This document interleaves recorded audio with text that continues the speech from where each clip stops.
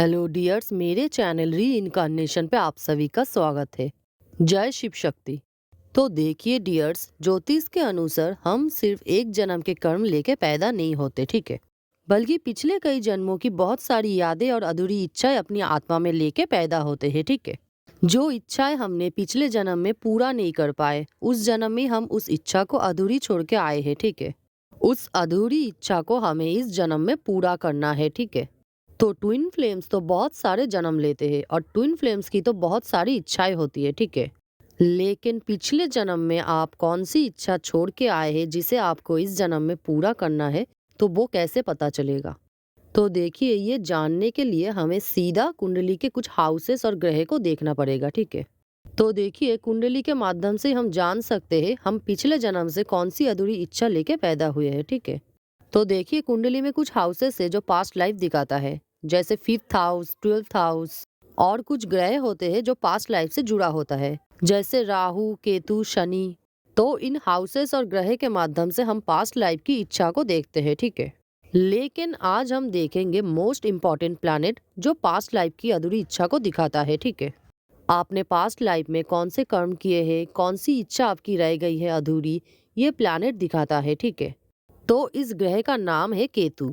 केतु ग्रह हमारे past life के कर्मों, हमारे पास्ट लाइफ की अधूरी इच्छा को दिखाता है, ठीक है। तो 1 से लेके 12 तक केतु आपके कुंडली में कौन सी हाउस में है और आप कौन सी अधूरी इच्छा लेके पैदा हुए हैं, इस विषय में हम चर्चा करेंगे, ठीक है। तो फर्स्ट हाउस से लेकर 12th हाउस तक मैं पूरे डिटेल्स में बताऊंगी कि केतु आपके इस हाउस में होने से आप कौन सी अधूरी इच्छा लेके पैदा हुए हैं, ठीक है। तो आप लोग कुंडली खोल के देख लीजिए कि केतु आपके कौन सी हाउस में प्लेस्ड है, ठीक है। तो सबसे पहले बात करेंगे केतु इन फर्स्ट हाउस। तो देखिए, फर्स्ट हाउस आपको दिखाता है, आपके शरीर को दिखाता है, आपके सोचने के तरीके को दिखाता है। तो देखिए, अगर आपकी कुंडली में केतु फर्स्ट हाउस यानी लग्न में है, तो आप पिछले जन्म में यानी पास्ट लाइफ में अपनी पहचान, अहंकार या सेल्फ इमेज में ज्यादा उलझे हुए होंगे, ठीक है। आप पास्ट लाइफ में अपने अस्तित्व को ही सब कुछ मानते थे, ठीक है। पास्ट लाइफ में आप खुद को लेके ज्यादा सोचते थे, ठीक है, दूसरों की परवाह नहीं करते थे। तो इस जन्म में आप कौन सी अधूरी इच्छा लेके पैदा हुए हैं, तो चलिए जानते हैं। तो देखिए, इस जन्म में आपकी अधूरी इच्छा ये है कि आत्मज्ञान को प्राप्त करना, ठीक है। आपको इस जन्म में ट्रू सेल्फ का ज्ञान प्राप्त करना जरूरी है, ठीक है। आपकी अधूरी इच्छा इस जन्म में खुद को पूरी तरह समझना है, ठीक है, और आत्मज्ञान की प्राप्ति करना है। तो ये है फर्स्ट हाउस केतु की अधूरी इच्छा। तो चलिए सेकंड हाउस की केतु के बारे में जानते हैं। तो देखिए, सेकंड हाउस को धन, परिवार और वाणी से देखा जाता है, ठीक है। तो सेकंड हाउस में केतु होने की वजह से आपने पिछले जन्म में परिवार, धन या वाणी पे ज्यादा फोकस किए हैं, ठीक है। और इन्हीं सब चीजें रिलेटेड आप कुछ अधूरी इच्छा लेके आए हैं इस बर्थ पे, ठीक है। तो देखिए, सेकंड हाउस वाणी का है। हो सकता है आपने पिछले जन्म में किसी को कुछ वचन दिए हैं जो आपको निभाना बाकी है, जो अधूरा इच्छा आप इस जन्म में लेके आए हैं, ठीक है। या फिर आपका पारिवारिक कुछ कर्म अधूरा रह गया है, ठीक है, जो आपको इस बर्थ पे पूरा करना है।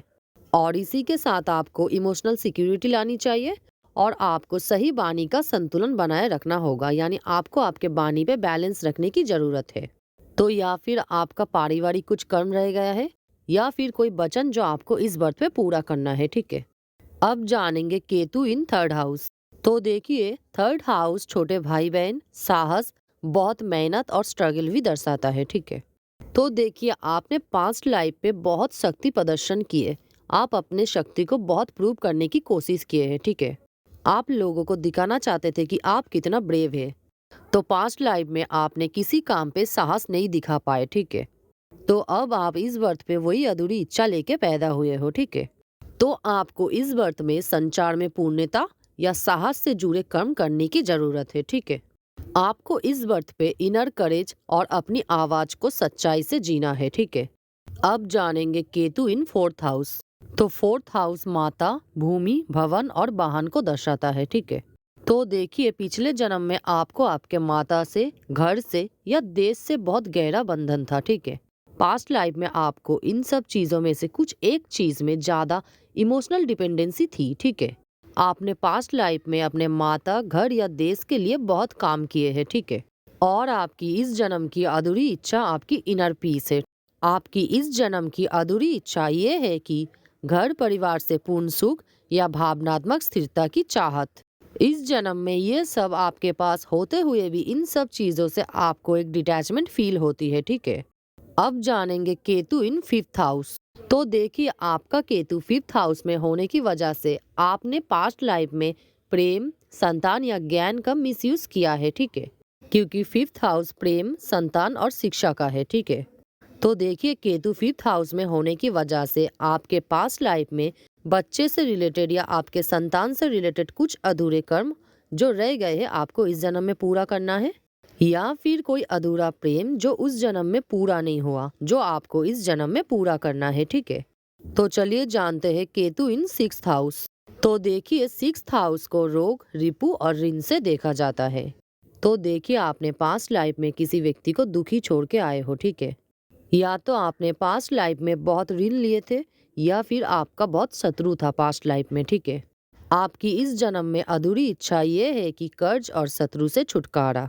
और केतु 6th हाउस में होने की वजह से आप इस जन्म में नेचुरल हीलर होते हैं जो दूसरों को सेवा और हीलिंग देने आते हैं, ठीक है। अब जानेंगे केतु इन 7th हाउस। तो देखिए, 7th हाउस आपका मैरिज, लाइफ पार्टनरशिप और बिजनेस पार्टनरशिप को दर्शाता है। तो देखिए, 7th हाउस में केतु होने की वजह से पिछले जन्म में या तो आपके साथ आपकी पार्टनर की कनेक्शन टूट गया था, या फिर आपके पार्टनर ने आपको छोड़ दिया था, या फिर आपके मैरिज लाइफ में वो शांति नहीं थी, वो पीस नहीं थी, कोई सेटिस्फिक्शन नहीं थी। तो देखिए, आपको मैरिज के प्रति एक डिससेटिस्फिक्शन है, ठीक है। तो आपकी अधूरी इच्छा ये है कि इस बर्थ पे आपको एक सच्चा पार्टनर मिले, एक सच्चा जीवन साथी जिसके साथ आप इस जीवन को बहुत अच्छे तरीके से जी सके। लेकिन केतु 7th हाउस में होने की वजह से आपको इन सब चीजों में डिलेस मिलती है, ठीक है। तो देखिए, केतु 7th हाउस में होने की वजह से आपको मैरिज की बहुत इच्छा होती है कि आपको एक सच्चा जीवन साथी मिले, या फिर इसका उल्टा आपको मैरिज की इच्छा ही नहीं होती, ठीक है। और अगर आपको पार्टनर मिल भी जाए, आप दोनों की शादी भी हो जाए, लेकिन किसी ना किसी कारण आपकी शादी टूट ही जाती है, ठीक है। तो देखिए, 7th हाउस में केतु होने की वजह से आप ज्यादातर कार्मिक पार्टनर अट्रैक्ट करते हैं, ठीक है। अब जानेंगे केतु इन 8th हाउस। तो देखिए, 8th हाउस मृत्यु, ऑकल्ट, तंत्र मंत्र, रिसर्च, इन सब चीजों को दर्शाता है, ठीक है। तो देखिए, जिन लोगों का 8th हाउस में केतु है, उन लोगों ने पास्ट लाइफ में या तो मंत्र की साधना किया है, या फिर तंत्र की साधना किया है, या फिर उन लोगों ने किसी चीज पे बहुत रिसर्च किया है, ठीक है।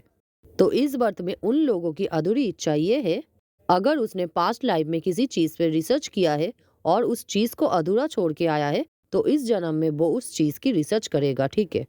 या फिर उन्होंने पास्ट लाइफ में कोई मंत्र या तंत्र की साधना किया है, तो उसको पूरा करेगा इस बर्थ पे, ठीक है। तो देखिए, 8th हाउस में केतु वाले की ऑकल्ट साइंस में बहुत नॉलेज होती है, ठीक है। क्योंकि ये लोग पास्ट लाइफ में ऑकल्ट साइंस पे नॉलेज गेन कर चुके हैं, ठीक है। इस बर्थ पे इन लोगों को ट्रांसफॉर्मेशन, सडन चेंजेस, रीवर्थ जैसा अनुभव होंगे, ठीक है। अब जानेंगे केतु इन 9th हाउस। 9th हाउस भाग्य, धर्म, यात्रा और पिता को दर्शाता है, ठीक है। आपने पास्ट लाइफ में धर्म से रिलेटेड कुछ कर्म अधूरा छोड़ आए हैं, ठीक है। पास्ट लाइफ में आपने अपने धर्म का पालन नहीं किया है, ठीक है। या फिर आपका आपके पिता से रिलेटेड कुछ कर्म बाकी रह गया है, ठीक है। तो इस जन्म में आपका अधूरा काम यह है कि आपको आपके धर्म का पालन करना है, ठीक है। और इस जन्म में आप धर्म पे सवाल उठाएंगे, आपको धर्म पे विश्वास नहीं होगा। आपका अधूरी इच्छा ये है कि इस जन्म में सच्चा धर्म क्या है आपको ये जानना है, और इसी चीज को जानने में आपको परेशानी भी होगी, ठीक है। इसी के साथ आपका आध्यात्मिकता या उच्च शिक्षा से जुड़ा कुछ अधूरा कर्म भी हो सकता है, ठीक है, जो आपको इस बर्थ पे पूरा करना है। अब जानेंगे केतु इन 10th हाउस। 10th हाउस आपका कर्म, करियर और समाज को दर्शाता है। तो देखिए, 10th हाउस में केतु ये बताता है कि आपने पास्ट लाइफ में नाम, पद या प्रतिष्ठा के पीछे बहुत भागे हैं, ठीक है। आपने इन सब चीजों पे ज्यादा ध्यान दिया था और बाकी सब चीजों पे कम ध्यान दिए थे, ठीक है। आपने पिछले जन्म में कर्म पे ज्यादा फोकस किया था, ठीक है। आप अपने आत्मा में ज्यादा ध्यान नहीं दिए थे, इसलिए आपको इस बर्थ पे कर्म और आत्मा में बैलेंस करना है, ठीक है। इन दोनों चीजों को बैलेंस में रख के चलना है। और केतु 10th हाउस में होने की वजह से आपको करियर से रिलेटेड चीजों में डिटैचमेंट आ सकता है, ठीक है। तो आपको कर्म करने के साथ साथ अपनी आत्मा की इच्छा को भी सुनना होगा, ठीक है। अब जानेंगे केतु इन 11th हाउस। तो देखिए 11th हाउस लाभ, इच्छा पूर्ति और डिजायर्स को दर्शाता है, ठीक है। इसी के साथ मित्र संबंधों को भी दर्शाता है, ठीक है। आपने पिछले जीवन में आय के क्षेत्र में या मित्र संबंधों में कुछ अधूरी चीज छोड़ के आए हैं, ठीक है। और सबसे बड़ी बात कि 11th हाउस इच्छा पूर्ति का भी है, ठीक है। ऐसी कोई इच्छा थी आपकी पास्ट लाइफ में जो पूरी नहीं हुई, ठीक है। वही इच्छा आप इस बर्थ में लेके आए हैं, ठीक है। अब वो आय से रिलेटेड हो सकता है, मित्र से रिलेटेड हो सकता है। अब कोई भी चीज की इच्छा हो सकती है जो उस बर्थ पे पूरा नहीं हुआ, ठीक है, जो आपको इस बर्थ में पूरा करना है। तो देखिए अब प्रॉब्लम यह है कि केतु 11th हाउस में होने की वजह से आपको आपकी इच्छा को त्यागना पड़ेगा, ठीक है। आप पहले बर्थ में बहुत से लोगों के साथ घिरे हुए थे, ठीक है। लेकिन इस बर्थ में आपको ऐसा महसूस होगा कि आप लोगों के बीच होते हुए भी आप बहुत अकेले हैं, ठीक है। तो देखिए ऐसा नहीं कि आपकी इच्छा पूर्ति नहीं होगी केतु के वजह से, आपकी इच्छा पूर्ति होगी, लेकिन आपको पहले अपनी इच्छा को त्यागना होगा, फिर जाके आपकी इच्छा पूर्ति होगी, ठीक है। अब जानेंगे केतु इन 12th हाउस। तो देखिए 12th हाउस मोक्ष, संन्यास, आध्यात्मिक यात्रा और व्यय का है। इसी के साथ हानि का भी है, ठीक है। तो देखिए कहते हैं कि जिसका 12th हाउस में केतु है उसका ये आखिरी जन्म है, ठीक है।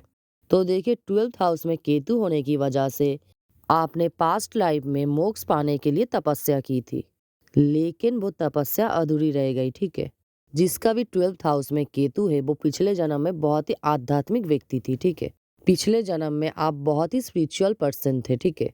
और 12th हाउस केतु वाले भगवान पे बहुत बिलीव करते हैं, ठीक है। बहुत विश्वास होता है इन लोगों को भगवान पे। 12th हाउस केतु वाले अगर मेडिटेशन में जाए तो बहुत ही डीप मेडिटेशन में जा सकता है, ठीक है। इन लोगों को बहुत ही डीप मेडिटेशन की एक्सपीरियंस फील होती है, ठीक है। तो पास्ट लाइफ में आपने मोक्ष पाने की तपस्या की थी और वो तपस्या अधूरी रह गई थी, ठीक है। अब उसी अधूरी इच्छा लेके आप जन्म लिए हैं इस वर्थ पे कि आपको मोक्ष पाना है। तो देखिए इस वर्थ में आपकी अधूरी इच्छा ये है कि आपको मोक्ष पाना है, ईश्वर को जानना है। तो ये है आपकी अधूरी इच्छा, जिनके भी 12th हाउस में केतु है। तो आप लोगों की केतु कौन सी हाउस में है आप लोग कमेंट करके जरूर बताना, ठीक है। तो देखिए केतु जिस भाव में होता है उस भाव से रिलेटेड एक डिटैचमेंट लाता है, ठीक है। केतु जिस भाव में होता है उस भाव से जुड़ी इच्छाओं को पूरी तरह खत्म करके व्यक्ति को उस क्षेत्र में वैराग्य या आध्यात्मिकता की ओर ले जाता है, ठीक है, जिससे वे व्यक्ति जीवन के अंत में मोक्ष प्राप्ति कर सके। यह हर जन्म में पिछले कर्मों के बोझ को उभरने का एक तरीका है, ठीक है। तो वीडियो अच्छा लगे तो लाइक कर दे, सब्सक्राइब कर दे, शेयर कर दे अपने दोस्तों के साथ, बेल आइकन का प्रेस कर दे ताकि मेरी नेक्स्ट वीडियो की नोटिफिकेशन आप सबको पहले मिल जाए। आज के लिए इतना ही, मिलते हैं एक नेक्स्ट सोलफुल वीडियो में। Good bye.